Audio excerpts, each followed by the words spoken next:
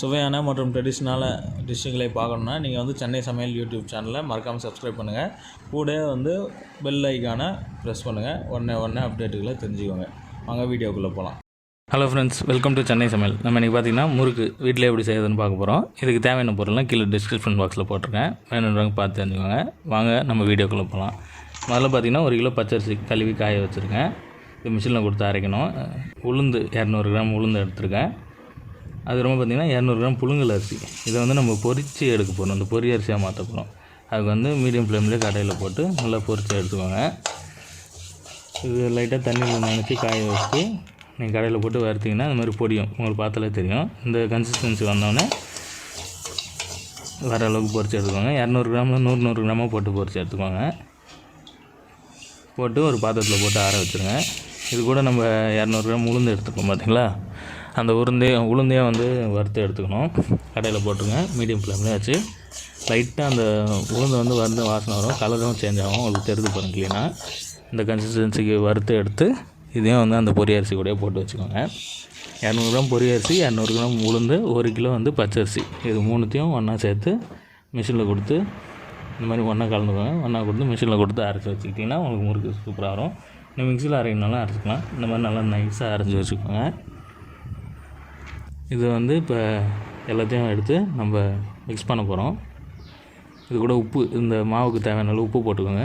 ஜீரகம் ஒரு 1.5 ஸ்பூன் போட்டுக்கோங்க. நெய் 1 ஸ்பூன் அளவுக்கு ஊற்றிக்கோங்க. ஊற்றி பெருங்காயம் 2 ஸ்பூன் அளவுக்கு போட்டுக்கோங்க. போட்டு நல்லா பனைஞ்சி விட்ருங்க. எல்லாமே வந்து ஒன்றா மிக்ஸ் ஆகட்டும். நல்லா எல்லாமே வந்து நல்லா ஒன்றா மிக்ஸ் ஆகிற அளவுக்கு போட்டுக்கோங்க. தண்ணி வந்து தெளித்து விட்டு மாவை வந்து பனைஞ்சி வச்சுக்கோங்க. ஒரேடியாக தண்ணி ஊற்றாதீங்க. கொஞ்சம் தண்ணி அதிகமாகச்சுன்னா கூட உங்களுக்கு முறுக்கு உடைய ஆரம்பிச்சிடும், ஒன்றா வராது. அதனால் கரெக்டாக அந்த கன்சிஸ்டன்சிக்கு வந்து நீங்கள் பஞ்சிக்கணும். தண்ணி லைட்டாக தெளித்து விட்டு பஞ்சிக்கோங்க. இது வந்து நான் 1 கிலோ பச்சரிசி எடுத்துருக்கிறதுக்கு சொல்லியிருக்கேன். நீங்கள் 1/2 கிலோ பச்சரிசி எடுத்திங்கன்னா 100 கிராம் உளுந்து, 100 கிராம் புழுங்கரிசி பொரித்து எடுத்துக்கோங்க. பார்த்திங்கன்னா இந்த இது வந்துடுச்சு. இன்னும் கொஞ்சம் தண்ணி தெளித்து நல்லா பனைஞ்சிக்கோங்க. நான் வந்து கொஞ்சம் நிறையா செய்கிறதுனால இவ்வளோ போட்டு செய்கிறேன். வீட்டில் கொஞ்சமாக தேவைன்றவங்க கொஞ்சமாக கூட செஞ்சுக்கலாம். இது பார்த்திங்கன்னா மாவு நல்லா பனைஞ்சி எடுத்துக்கோங்க. இந்த கன்சிஸ்டன்சியில் தான் இருக்கணும் மாவு. ரொம்ப தண்ணியாகவும் இருக்கக்கூடாது, ரொம்ப கெட்டியாகவும் இருக்கக்கூடாது. இந்த மாதிரி இருக்கட்டும். இப்போ வந்து அந்த குழலில் வந்து எண்ணெய் தடவிக்கோங்க. எண்ணெய் தடவி நீங்கள் ஃபுல் குழல் வைக்காமல் ஒரு 3/4 அளவுக்கு மாவு வச்சுக்கோங்க. அப்போ தான் வந்து உங்களுக்கு ப்ரெஸ் பண்ணுறதுக்கு வந்து ஈஸியாக இருக்கும்.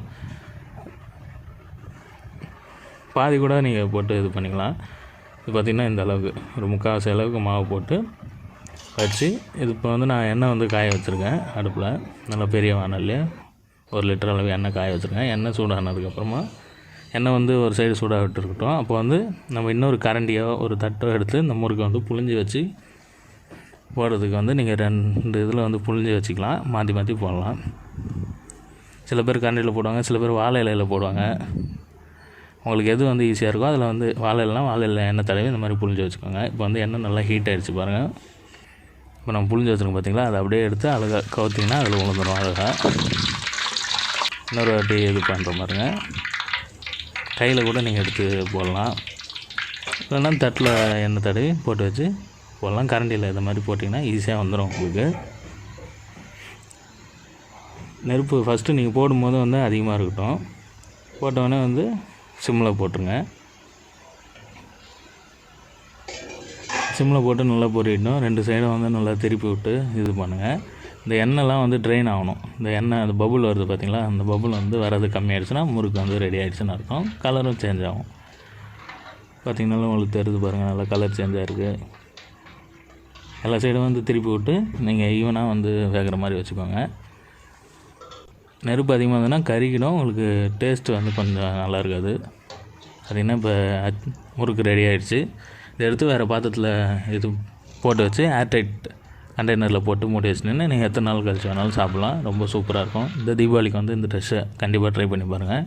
முறுக்கு இந்த மாவை பிசைகிறது, மாவு அரைக்கிறது மட்டும் தான் கொஞ்சம் வந்து வேலை. அதுக்கப்புறமா வந்து சும்மா ஈஸியாக சூப்பராக எல்லாருமே வீட்டில் செய்யலாம். இந்த வீடியோ உங்களுக்கு பிடிக்கும்னு நினைக்கிறேன். இந்த வீடியோ உங்களுக்கு பிடிச்சிருந்துன்னா சென்னை சமையல் யூடியூப் சேனலை மறக்காமல் சப்ஸ்கிரைப் பண்ணுங்கள். உங்களுக்கு வேறு எதுவும் வீடியோ வேணும்னா வந்து கமெண்ட்டில் மென்ஷன் பண்ணுங்கள். Thank you friends. Meet you next video.